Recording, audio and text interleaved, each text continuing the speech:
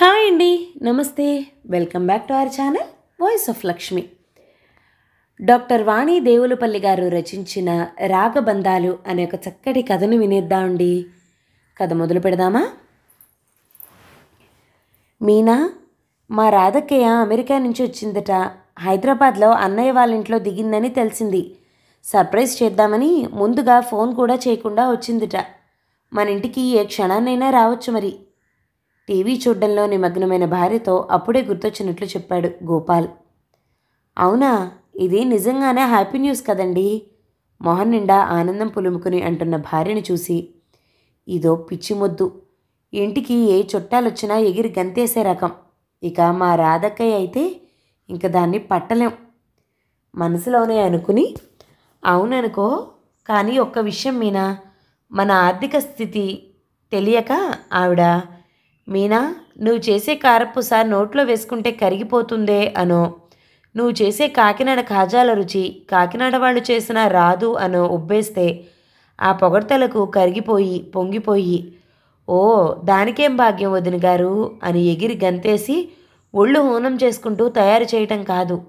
కాస్త బుర్ర ఉపయోగించు. నీతే ఇదే చిక్కు మీనా, నీకెలా చెప్పాలో అర్థం కాదు. నా ఉద్దేశం ఏమిటంటే, కాస్త నువ్వు మన ఇంటి పరిస్థితి గమనించి కొన్ని విని విననట్టుండు. అప్పులు చేసి కొప్పులు పెట్టడం, అప్పులోళ్లతో మాటలు పడటం నా వల్ల కాదు మీనా. వింటున్నావా? రిమోట్తో ఛానల్స్ మారుస్తూ తదేకంగా టీవీ చూడటంలో మునిగిపోయిన భార్య అసలు తన మాటలు వింటోందా అని సందేహం వేసింది అతనికి. గోపాల్ తనన్న మాటలు మళ్ళీ రెట్టించేసరికి తన చురుకైన కళ్ళతో తీక్షణంగా చూసింది అతని వైపు మీనా. ఒక్క మాట చెప్పండి, అసలు వచ్చే ఆవిడ ఎవరు? స్వయాన మీ అక్కయ్య, మనకంటే పెద్ద ఆవిడ. విదేశాల్లో ఉండి ఎప్పుడో ఎన్నో ఏళ్లకు ఒక్కసారి వచ్చే ఆవిడను నొప్పిస్తామా చెప్పండి? అయినా ఏ బంధువులైనా వారికి లేక మన ఇంటికి రారు కదా. ప్రేమతో కలిసుందామనే కదా వచ్చేది. అందున తోడబుట్టిన వాళ్ళైతే కష్టం సుఖం చెప్పుకుని పుట్టింట్లో సేద తీరుదామనే వస్తారు. అయినా ఆవిడుండేది 4 రోజులు, మహా అయితే ఓ వారం లేదా 10 రోజులు. ఆ సమయంలో మన ఇబ్బందుల్ని ఆవిడకు తెలియనీయకుండా ఉంచటం మన విచక్షణపై ఆధారపడి ఉంది. ఆ తర్వాత మీ ఇష్టం. మీనా కాస్త ఘాటుగానే వదిలిచ్చింది. బాప్రే, ఈ మీనా ఎప్పుడూ ఇంతే. నాకు క్లాస్ తీసుకోవడమే కానీ నా అంతరంగం అర్థం చేసుకుంది ఎప్పుడు కనుక? తనలో తనే గొనుక్కున్నాడు గోపాల్. ఇంతలో ఇంటి ముందు కారాగిన శబ్దానికి తలెత్తి చూశాడు. అక్కడే ఆరుబయట ఆడుకుంటున్న గోపాల్ పిల్లలు కూడా ఆట మధ్యలో ఆపి కారునే చూస్తున్నారు సంభ్రమంగా. అదిగో మీనా, రాధక్కయ్య రానే వచ్చింది. పేపర్ మడిచి పక్కనేస్తూ ఎదురెళ్ళి నవ్వుతూ రాధను రిసీవ్ చేసుకున్నాడు గోపాల్. ఒరే గోపి, బావున్నావురా? తమ్ముణ్ణి ఆప్యాయంగా దగ్గరకు తీసుకుంటూ అడిగింది రాధ. అక్కడే నోట్లో వేళ్ళేసుకుని ఇంతింతి కళ్ళతో ఆశ్చర్యంగా చూస్తున్న పిల్లల్ని చూస్తూ, నీ పిల్లలే కదరా, అప్పుడే ఎంత పెద్దయ్యారు అంటూ వాళ్ళని ప్రేమగా దగ్గరికి పిలిచింది. ముందు కొంత కొత్త చేసిన గోపాల్ కూడా పిలిచేసరికి రాధ దగ్గరికి వచ్చారు వాళ్ళు. వదిన గారు బావున్నారా? ఎదురొచ్చి పాదాలకు నమస్కరించి అడిగింది మీనా. మీనా, అప్పా ఇన్నేళ్ళయిందే మిమ్మల్ని అంతా చూసి. మీనా భుజాలు పట్టి ప్రేమగా హక్కును చేర్చుకుంది రాధ. అవును వదిన గారు, 3 ఏళ్ల పైనే అయ్యింది మీరు ఇండియా వచ్చి, నిష్ఠూరంగా అంది మీనా. అందుకే కదా ఈసారి పిల్లలకు మీ అన్నయ్య గారికి వీలు కాకున్నా ఒక్కదాన్నే వచ్చాను సంజాయిషిగా అంది రాధ. ఇంతలో సామానుతో వచ్చిన డ్రైవర్ని చూసి, ఒరేయ్ గోపి, డ్రైవర్కి ఓ 100 చిల్లరుంటే టిప్ ఇచ్చి పంపరా, పాపం టిఫిన్ చేసి వెళ్తాడు బయట. గోపాల్కు పురమాయించి మీనాతో లోనికెళ్తున్న అక్కతో, అలాగే అక్కయ్య అని పైకంటూనే జేబులోంచి 100 నోటు తీస్తూ, ఇక షురు నిట్టూరుస్తూ మనసులో అనుకున్నాడు గోపాల్. క్యాబ్ డ్రైవర్ని పంపించాక, మీనా, బజార్కి వెళ్ళే పనేమైనా ఉందా? కూరలవి సరిపోతాయి కదా, అన్నట్టు పెరుగుందా? వంటగదిలోకి వచ్చి చిన్నగా అడిగాడు గోపాల్. ఆమె సరిపోతాయన్నట్టు తల ఊపింది. ఇంతలో రాధ ఇల్లంతా తిరిగి కలిగి చూసింది. సింగిల్ బెడ్రూమ్ ఇల్లు. డ్రాయింగ్ కమ్ హాల్ మధ్యన పార్టీషన్తో బెడ్రూమ్, కిచెన్. హాల్ను ఆనుకుని కామన్ బాత్రూమ్. వీడి పరిస్థితిలో ఏమీ మార్పు లేదైతే మనసులోనే నిట్టూర్చింది రాధ. పెద్దవాడిది ప్రభుత్వ ఉద్యోగం. భార్య కూడా ప్రైవేట్ ఉద్యోగం చేస్తుంది. వాడి పరిస్థితి బాగానే ఉంది. భార్యాభర్తలిద్దరికీ చెరో కారు, పిల్లలకు స్కూటీలు ఉన్నాయి. ఇల్లు కూడా సొంతదే. పాపం వీళ్ళేమో ఇద్దరు ప్రైవేట్ స్కూళ్లలో పనిచేస్తున్నా వచ్చే జీతంతో ఇంటద్దె, కరెంటు బిల్లు, పిల్లల ఫీజులు, ఇంటి ఖర్చులు పోను ఏం మిగులుతాయి ఆకాశాన్నంటే ధరలకు? ఆలోచిస్తున్న రాధ తమ్ముడి మాటలకు ఈ లోకంలోకి వచ్చింది. అదేంటక్కయ్య క్యాబ్లో వచ్చావు? అన్నయ్య వాళ్ళ కార్లు ఖాళీ లేవా? అయినా ఆదివారమే కదా, అన్నయ్య, వదిన, పిల్లలు వస్తే అందరం కలిసి సరదాగా రోజు గడిపేవాళ్ళం కదా. రాధ పక్కన కూర్చుంటూ అడిగాడు గోపాల్. అవునరా, నేను అన్నాను రమ్మని, కానీ వాడికేవో పనుల వల్ల రాలేకపోతున్నానన్నాడు. ఇక కారు గురించి అంటావా? పాపం వాడి కారులోనే డ్రైవర్నిచ్చి వెళ్ళమన్నాడురా, కానీ నేనే వద్దన్నాను. క్యాబ్ మాట్లాడమని చెప్పాను. నాకు అలవాటే కదా ఇలాంటి ప్రయాణాలు. రాధక్కయ్య సంగతి నాకు తెలీదా? ఎవరి గురించైనా మంచే మాట్లాడుతుంది. ఆమె పాజిటివ్ దృక్పథమే ఆమెకున్న గొప్ప అసెట్ మనసులో అనుకున్నాడు గోపాల్. ఇంతలో మీనా తెచ్చిన కాఫీని ఆస్వాదిస్తూ చాలాసేపు మాట్లాడుకున్నారు అక్క తమ్ముళ్ళు. భోజనంలోకి రాధకిష్టమని మామిడికాయ పప్పు, బూడిద గుమ్మడికాయ వడియాలు, చల్లమిరపకాయలు వేయించి దొండకాయ పూర్ణం పెట్టి చివరిగా సేమియా పాయసం చేసింది మీనా. అబ్బా మీనా, ఎన్నాళ్ళయిందే ఇలాంటి భోజనం, అందులో అమృతం లాంటి నీ చేతి భోజనం తిని అంటూ తృప్తిగా భోంచేసింది రాధ. భోజనాలయ్యాక తమ్ముడు తెచ్చిన మీఠాపాన్ తింటూ హాల్లో పడక్కుర్చీలో వాలింది. కాసేపు అందరూ కబుర్లలో మునిగిపోయారు. పిల్లల్ని పిలిచి అమెరికా నుంచి తాను వాళ్ళ కోసం తెచ్చిన చాక్లెట్లు, బొమ్మలు, బట్టలు ఇచ్చి కాసేపు దగ్గర కూర్చోపెట్టుకుని వాళ్లతో సరదాగా గడిపింది. వాళ్లతో పాటలు పాడించుకుని, డ్యాన్సులు చేయించుకుని, ఫోటోలు తీసింది తన ఐఫోన్తో. సంతోషంతో విప్పారిన కోడలు, అల్లుడి మొహాలు చూసి ఎంతో మురిసిపోయింది రాధ. మీనాకు హ్యాండ్ బ్యాగ్, గోపాల్కు టీషర్ట్లు, పర్ఫ్యూమ్ బాటిల్ ఇచ్చింది. ఇవన్నీ ఇప్పుడు అవసరమా అక్కయ్య? తీసుకుంటూనే మొహమాటంగా అన్నా. మనసులో మాత్రం ఓ స్మార్ట్ ఫోనో, ఓ ల్యాప్టాపో, కనీసం ఓ ఐప్యాడ్ అన్నా తేవచ్చు కదా. అంతేలే, ఉండగానే సరా, ఇచ్చే పెద్ద మనసు ఉండొద్దు, నిరాశగా అనుకున్నాడు గోపాల్. అతనికి ఎందుకో ఈ విషయంలో చాలా అసంతృప్తిగా అనిపించింది. రాధ అలా మాట్లాడుతూనే పడకుర్చీలోనే నిద్రలోకి జారుకుంది. యాండి, వదినగారు ఉన్నన్ని రోజులు సెలవు పెడదాం అనుకుంటున్నాను. అఫ్కోర్స్ లాస్ ఆఫ్ పెయినే అనుకోండి, నవ్వింది మీనా. ఆమె వైపు అభావంగా చూశాడు గోపాల్. ఇంకో విషయం, చీరలాంటి దగ్గర వదినగారికి ఖాతాలో ఒక మంచి చీర తెద్దాం అనుకుంటున్నాను. 2-3 వాయిదాల్లో ఇస్తానని చెప్పాను, గొంతు తగ్గించి అంది మీనా. ఇదిగో, గొప్పలికి పోయి ఖరీదైనదేం తీసుకురానక్కర్లేదు. అంత డబ్బున్నా కూడా మనకేం ల్యాప్టాప్లు తేలేదు. మన పిల్లలకు ఓ ఐప్యాడో, కనీసం ఐఫోన్ కూడా తీసుకురాలేదు. చూసి నేర్చుకోవాలి. దగ్గరగా వచ్చి చిన్నగా అన్న తీవ్ర గొంతుతో అన్నాడు గోపాల్. అబ్బా, మీరు జన్మలో మారరండి, విసుక్కుంది మీనా.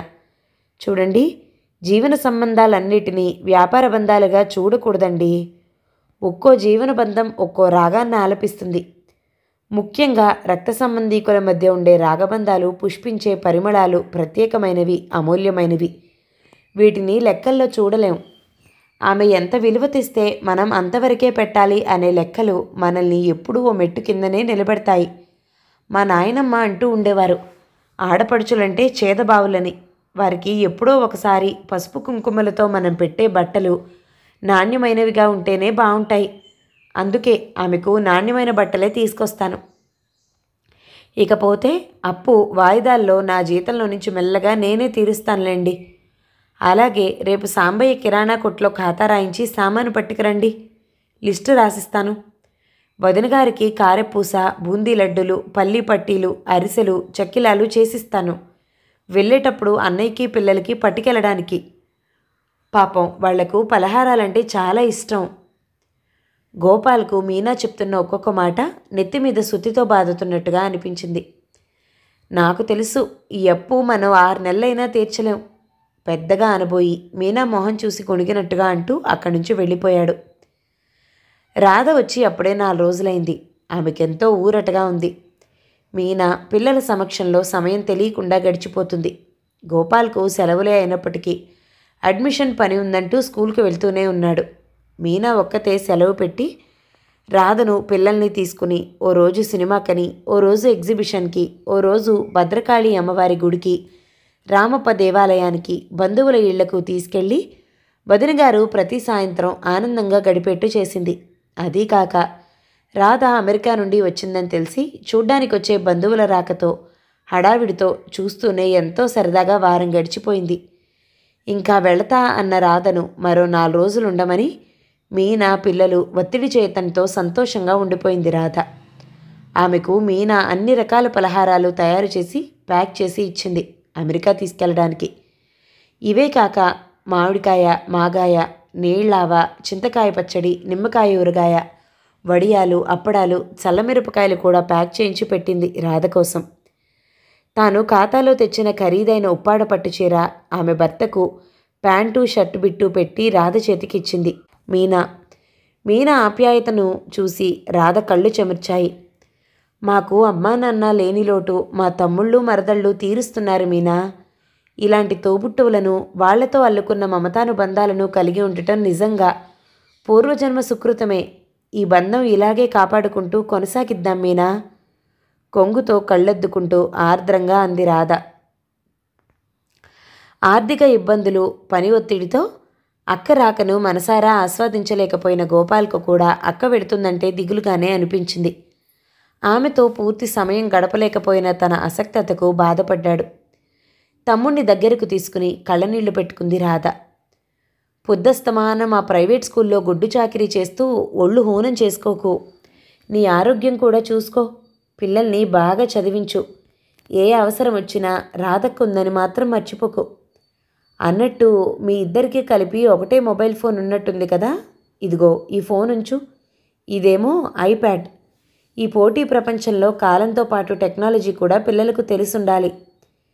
ఇందులో గేమ్స్ యాప్స్ వేయిస్తే పిల్లలు వాడుకోవచ్చు. గోపాల్ నిశ్చేష్టుడై చూస్తున్నాడు.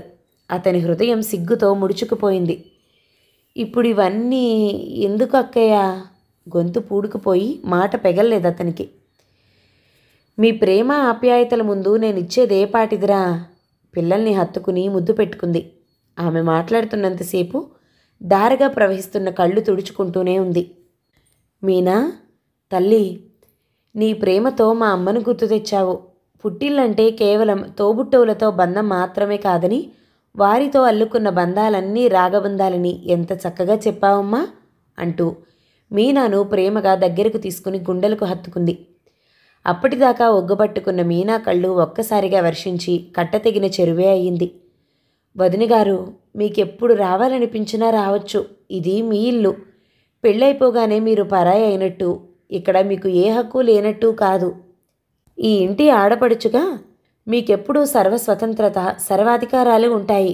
ఈసారి అన్నయ్యను పిల్లల్ని తీసుకొచ్చి ఓ 1 నెల రోజులు మా ఇంట్లోనే ఉండాలి. కళ్ళు తుడుచుకుంటూ నవ్వుతూ అంది మీనా. అలాగే అంటూ క్యాబ్ దగ్గరికి వెళ్ళిన రాధ ఒక్క క్షణం మెరుపు వేగంతో వెనక్కొచ్చి మీనా చేతిలో ఓ కవరు పెట్టి, ఇదుంచు మీనా అంటూ బాయ్ చెప్పి వెళ్ళిపోయింది రాధ. ఈ హఠాత్ పరిణామానికి నివ్వెరపోయింది మీనా. రాధ వెళ్ళాక కాసేపటికి తేరుకుని చేతిలో ఉన్న కవరు విప్పి చూసింది. పక్కనే ఉన్న గోపాల్ కూడా కుతూహలంతో ఆత్రంగా చూస్తున్నాడు ఏమై ఉంటుందా అని. అందులో రెపరెపలాడుతూ $100 నోట్లు దాదాపు 30 వరకు ఉన్నాయి. వాటితో పాటే ఓ చిన్న చీటి. ప్రియమైన మీనా గోపాల్కు ప్రేమతో, ఆప్యాయతతో. నీళ్లు నిండిన కళ్లకు ఆ పై అక్షరాలు కనిపించలేదు మీనాకు. కాసేపటి వరకు భార్యాభర్తలిద్దరూ తేరుకోలేకపోయారు. ముందుగా తేరుకున్న మీనా చిరునవ్వుతో ఆ కవరు భర్త చేతిలో పెట్టింది. ఆ నవ్వులో అనేక అర్థాలు ధ్వనించాయి గోపాల్కు. పశ్చాత్తాపంతో వాలిపోయిన అతని కళ్ళ నుండి 2 కన్నీటి బొట్లు రాలటం మీనా దృష్టిని దాటిపోలేదు. కథ సమాప్తం. ఈ కథ గనక మీకు నచ్చినట్లయితే లైక్ చేయండి, షేర్ చేయండి, మంచి కామెంట్ చేయండి. మన ఛానల్ని తప్పకుండా సబ్స్క్రైబ్ చేయండి. Thank you so much for watching. నమస్తే.